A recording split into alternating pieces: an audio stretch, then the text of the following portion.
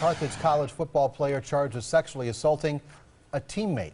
Good evening, I'm Steve Shamraz. And I'm Courtney Garish. The alleged abuse happened early last Sunday morning after a night of drinking. Police arrested 19-year-old Lawrence Gaines shortly after. And Ben Jordan joining us in the studio with a story that's new at 6. Ben?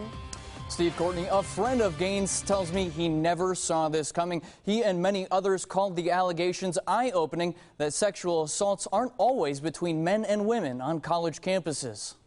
The criminal complaint takes us back to Saturday night when the teammates came back from a party and passed out in Gaines' dorm room.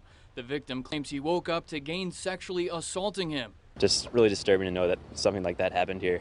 The victim then called police and said he never gave consent. Days later, many Carthage students taken aback by the alleged incident. I was shocked.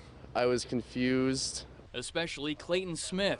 It hit me on a personal level just because I knew him, and I never really expected Lawrence to be able to do this and to make it go to the extent that it did. I never expected it at all. One of the things I've thought about is how much courage it took this young man from Carthage to make that report. Aaron Davis at Women and Children's Horizons in Kenosha points out how unusual it is for adult men to report a sexual assault. There's a lot of stigma around being a victim of sexual assault, and most victims don't report in general, but especially when there's like an extra layer of vulnerability involved.